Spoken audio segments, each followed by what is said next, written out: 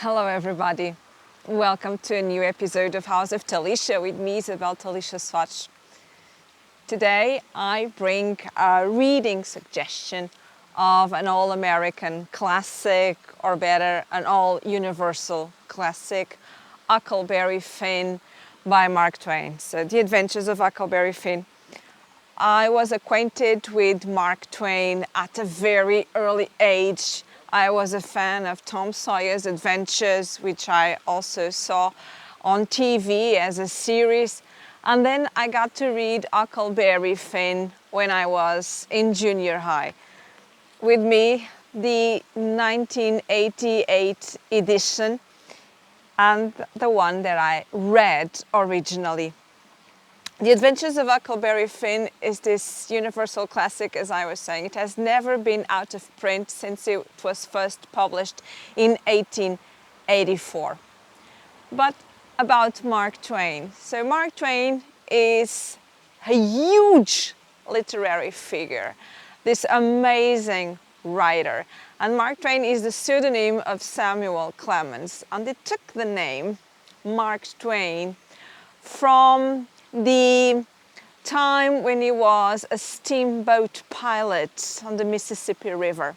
Mark Twain is actually technical lingo, and it means safe water for a steamboat. So when a pilot says Mark Twain, that is safe for a steamboat. And I remember that I went to New Orleans and took one of those tourist sites along the Mississippi in the steamboat Natchez, and it was just Mark Twain over and over in my mind, and I was really, really happy. I so much like Mark Twain that I have also visited his house in Hartford, Connecticut, which is now a foundation and a Mark Twain museum twice. So it's incredible to come across with this literary giant that has imprinted literature in this eternal, undying way. And why do I like Huckleberry Finn so much? First of all, because each time Tom Sawyer appears, it is hugely fun.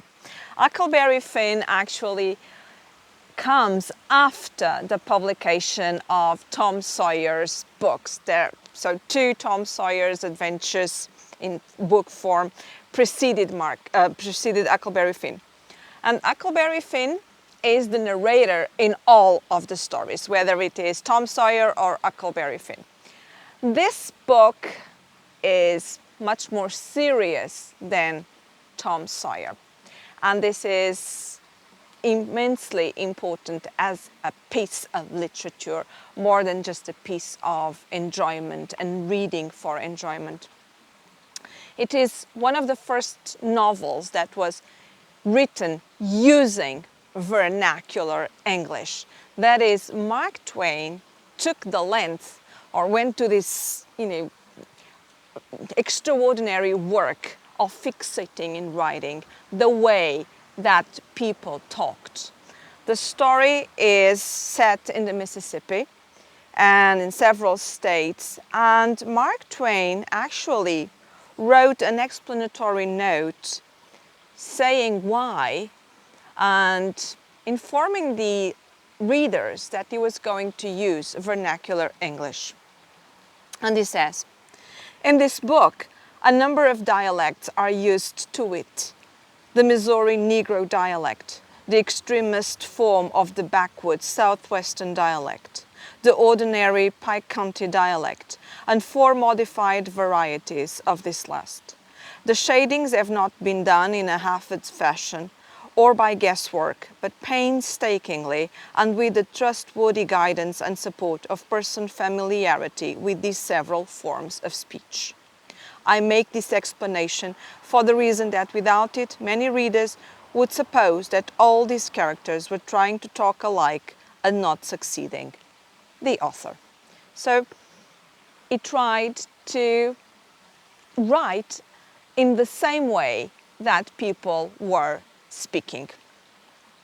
Furthermore, The Adventures of Huckleberry Finn is also very important because having been written in the period that it is already anti-racist. And although there is critique and criticism because there's abundant use of the word nigger without any consequences, it was accepted at the time. And, you know, there are African American characters and they are not, well, one of them is the main character, but they are portrayed in the way that was usual at that time. So it is this kind of balance that we need to find to try to conciliate this being anti-racist with the, you know, white ethnocentrism that was going on at the time.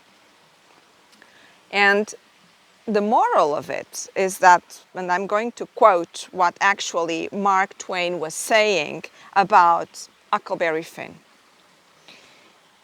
The moral is something like, a sound heart is a surer guide than an ill-trained conscience. And speaking more particularly about Huckleberry Finn, this is a book of mine where a sound heart and a deformed conscience come into collision and conscience suffers defeat. Huckleberry Finn is very sound in his heart, and he juggles and he tries to cope with what is good and bad. And the plot is basically this. At the end of Tom Sawyer's adventures, you know, Huckleberry Finn and Tom Sawyer come into contact with great wealth. And eventually, Huckleberry Finn, who is orphan on his mother's part and who is abused by his drunken father, is kind of adopted by the widow Douglas, who tries to civilize him. And with the widow Douglas lives her sister, Miss Watson. And Miss Watson is trying to inculcate a lot of moral in Huckleberry Finn, together with the widow Douglas. But Miss Watson is very stern, very acidic, and Huckleberry Finn doesn't like that so much. And he's constantly juggling this being good versus being what he wants to be, or being as he thinks that he should be.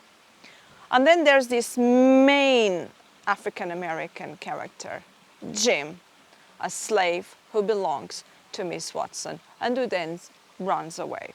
And the book is all the adventures of Huckleberry Finn, who then escapes his abusing father and escapes the house of the widow Douglas and Miss Watson.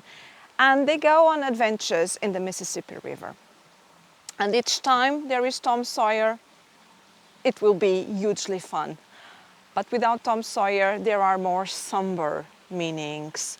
There's the bleakness of life at that period, and the conscience of Huckleberry Finn to being offering refuge and companionship to Jim, a runaway slave, which was a crime at the time, and his conscience progressing in the sense that Jim is a good person and he is my friend and I can help him, even though I'm also committing a crime in helping a runaway slave.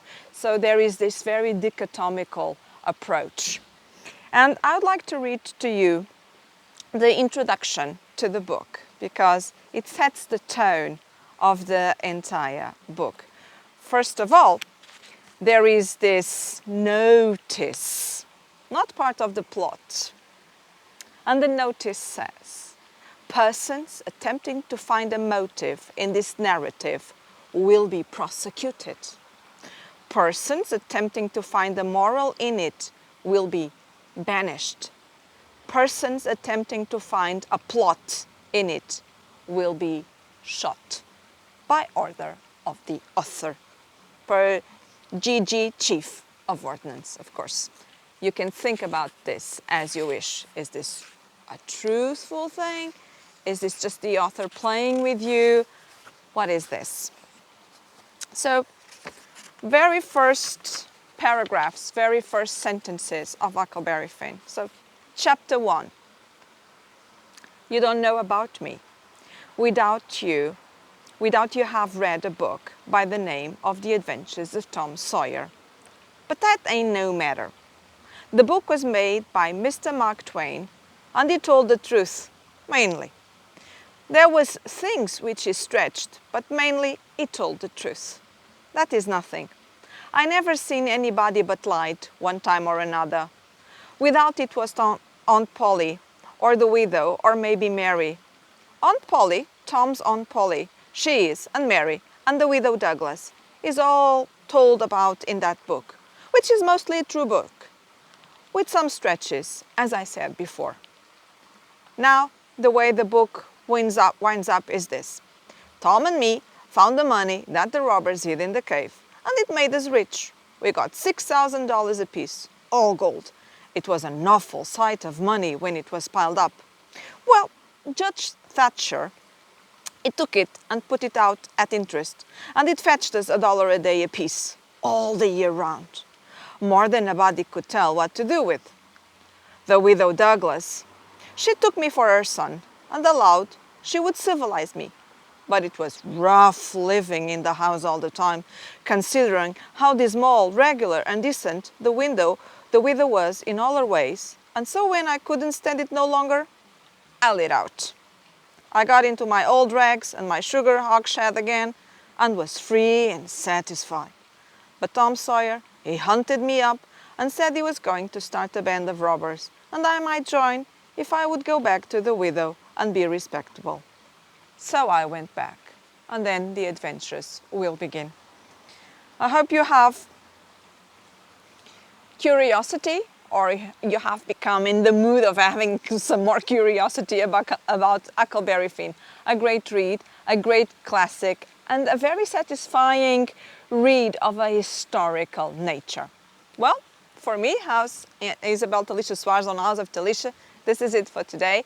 If you like these sorts of contents, subscribe the channel as you should, leave comments and suggestions. I will be seeing you next time with other contents, and as always, you know that I will be waiting for you.